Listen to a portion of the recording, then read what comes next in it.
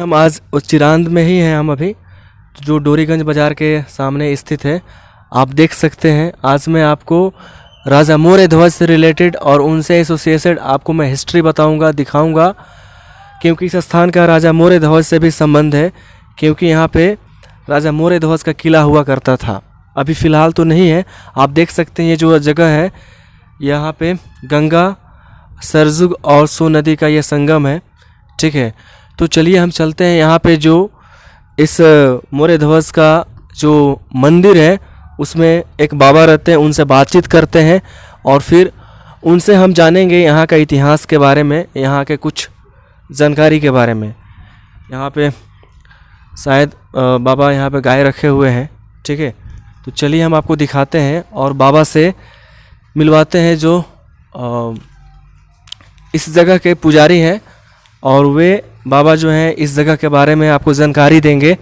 चलिए अब दिखा देते हैं। तो सबसे पहले आप देखिए, इस जगह का द्वापर युग से भी आपका संबंध है, क्योंकि द्वापर युग में ही भगवान श्री कृष्ण और अर्जुन जो थे यहाँ पे राजा मोरे ध्वज के शासनकाल में यहाँ पे आ चुके हैं। आप देख सकते हैं यही वो मंदिर है राजा मोरे ध्वज का, आप देख सकते हैं। तो चलिए अब इस जगह के बारे में जो जानकारी है हम बाबा से प्राप्त करते हैं। बाबा वहाँ पे बैठे हुए हैं, तो चलिए हम बाबा से मिलते हैं।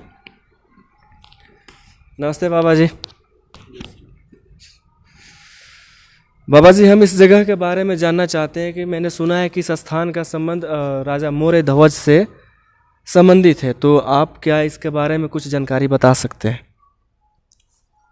भक्ति भक्त भगवंत गुरु चतुर्नामोपयक, जिनके पदबंधन किए नासे विघ्न अनेक, मेरे मिथिला देश में धारे 9 से बेस, ताते यही उपासना चाहिए हमें हमेश। ये हमारी भारत भूमि ऋषि मुनियों का देश रहा और कृषि प्रधान देश रहा। अनादिकाल से हम लोग सनातन धर्म को मानते हुए श्री सीताराम जी की उपासना करते हैं, जुगल जोरी सरकार की उपासना करते हैं, नाम रसिया हनुमान जी की उपासना करते हैं।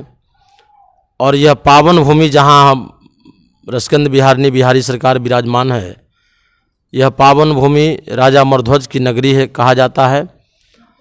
और द्वापर त्रेता युग में भगवान 6 बार परीक्षा लेने के लिए राजा मोरध्वज के यहाँ आए। अर्जुन के साथ भगवान कृष्ण अर्जुन के सारथी रहे, तो अर्जुन को लगा कि हमसे ज़्यादा भगवान किसी को नहीं मानते होंगे या हमसे ज़्यादा उनका भक्त कोई होगा नहीं। उसी को दर्शाने के लिए भगवान इस कलिकाल में और इस मृतभुवन के संसार में आए भगवान कृष्ण अर्जुन, और एक साधु वेश में, जो इनका स्वरूप बाघ के रूप में हुआ। और जब उन्होंने यहाँ पर आए तो कहे जो हम तुम्हारे यहाँ भोजन करेंगे। 3 लोग हैं हम लोग, कृष्ण भगवान कहे हम आहार करेंगे, अर्जुन कहे फलाहार करेंगे, और बाघ जो था वो रक्त पीता था। तो भगवान कहे ठीक है, राजा मोरध्वज ने कहा ठीक है।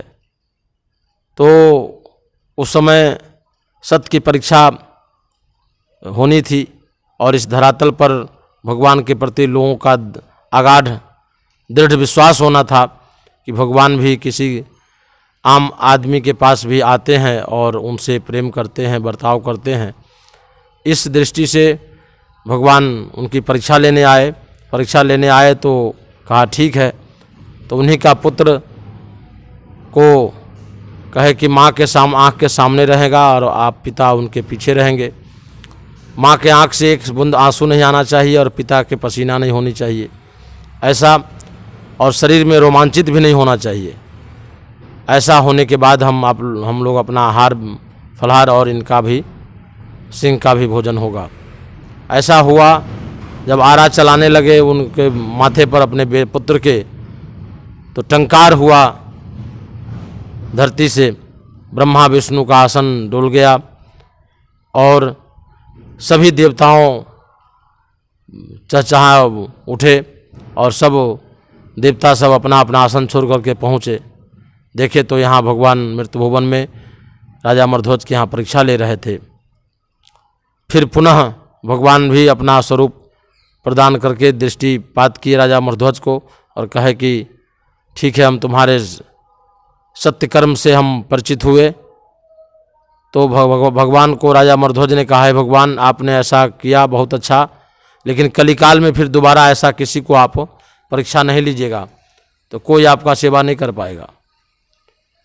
तो उसके बाद इस कलिकाल में भगवान फिर कहे जो तो फिर यहाँ हमारा आपका कैसे अमर कीर्ति रहेगा, तो कहे रहेगा जब तक ये धरातल सूरज चांद रहेगी तब तक राजा अमरध्वज तुम्हारा नाम रहेगा और गंगा सोन सरजू के किनारे तट पर तुम्हारा अहर्निश वास होगा और यहाँ रसकंद बिहारी सरकार के सानिध्य में तुम्हारा भगवान की जय जयकार होगा और तुम्हारी कीर्ति का भी जय जयकार होगा। जी, अभी जैसे बाबा ने बताया, जो भी कहानी बताया कि जैसे मैंने आपको अभी तुरंत जो आपको मैंने मंदिर दिखाया था, जो बाबा ने कहानी बताया, फिर से उस मंदिर को मैं आपको दिखा देना चाहता हूँ। फिर हम बाबा से आगे और बातचीत करेंगे।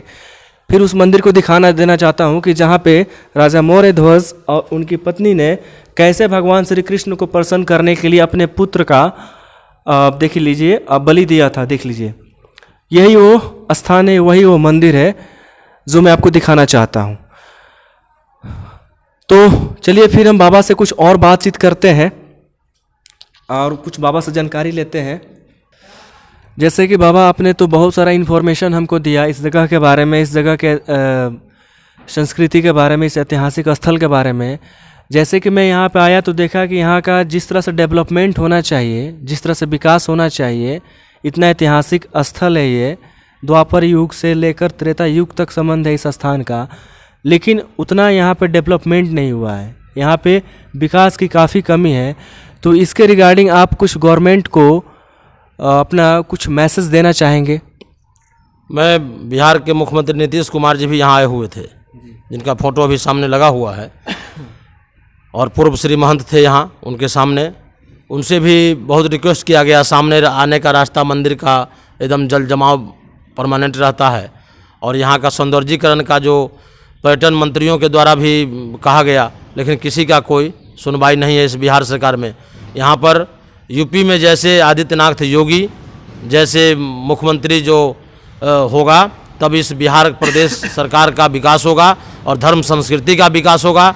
ऐसे में कोई विकास नहीं होने वाला है। सब लोग जो भी हैं सब अपने सत्ता का भोग करते हैं, और सत्ता का भोग ही नहीं, अपना भोग तो करते ही हैं। बाल बच्चे पुत्र धन आदि सब आदि संबंधियों से अपना सबका बर्ताव रखते हैं।